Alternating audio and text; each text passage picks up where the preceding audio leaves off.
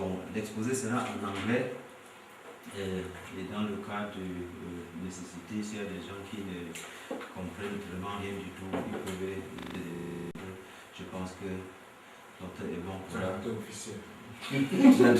traducteur officiel, il pourra intervenir et d'expliquer. To discuss some points about gastritis, first of all, we have to look at the definition of what is gastritis. Gastritis is majorly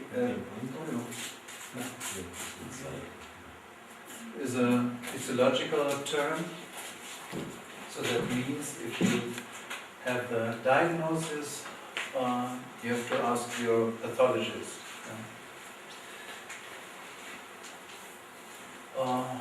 When you don't have signs of inflammation in the tissue, we just talk about gastropathy. The difference is, of course, gastropathy is a term that you can use as a clinician. Gastritis is mostly a term which comes from the pathologist. And for the diagnosis of gastritis, you have to use an endoscope and serve tissue from those patients. Now to the stomach itself, you can divide roughly between the cardia, the corpus of the stomach, and the antrum. And all areas of the stomach, they have different parts, and they have different cells. For instance, the acid is here in the corpus produced. If you do endoscopy, you just have a macroscopic view of the mucosa. And then if you do biopsies and ask the pathologist, you can compare whether you are right with your macroscopic view of the stomach. And here's an example where those results differ very much. If you have, in this case, 98 patients which seems to be of gastritis, 27 of them are normally in the biopsy. So what I want to say is that the macroscopic view is not that what really happens in the mucosa. And the other way around, if you look in the macroscopic in 69 patients who seems to be normal, 63% of those have in the histology evidence of a gastritis. So endoscopy is not all. You even have to look at the histology. You can roughly divide to, you can classify the gastritis in acute gastritis,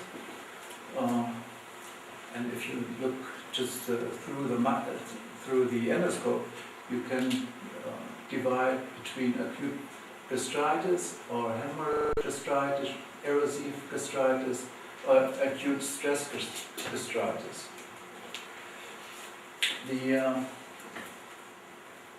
The clinical view in the upper part of the abdomen,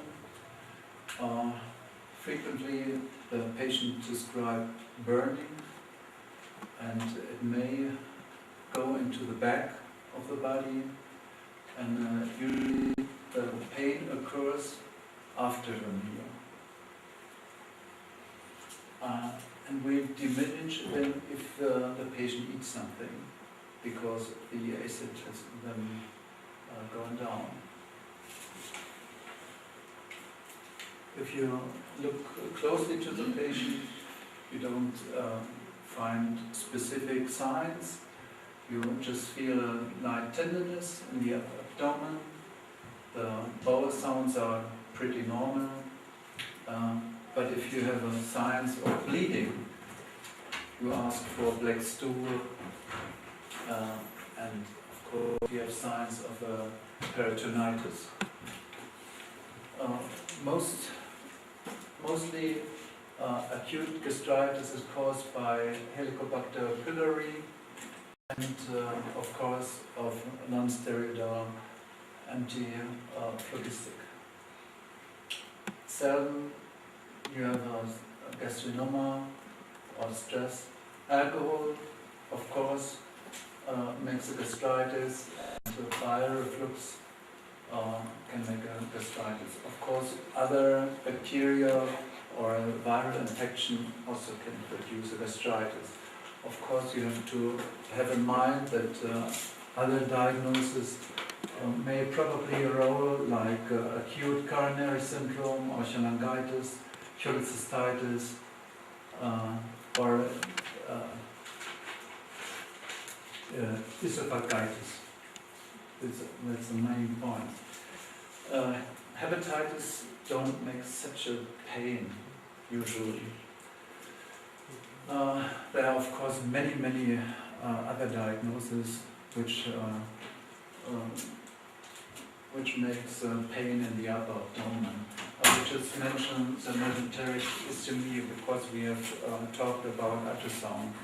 If you have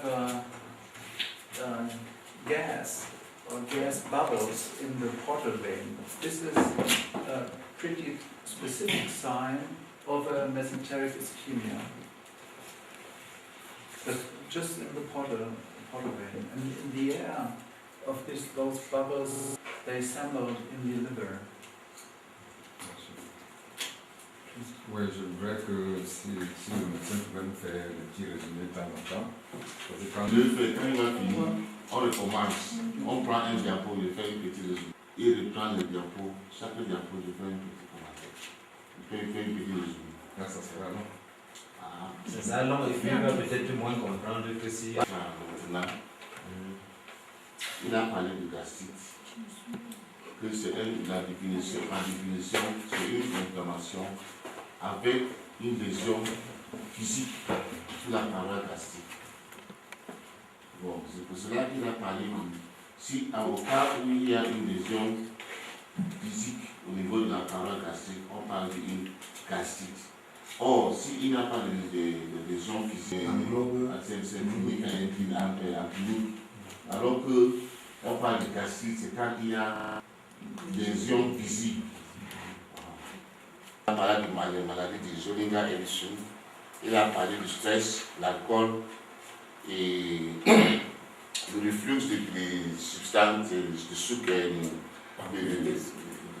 la bile. Ok. Il a parlé aussi du gastrite aiguë, qui peut être non hémorragique ou hémorragique.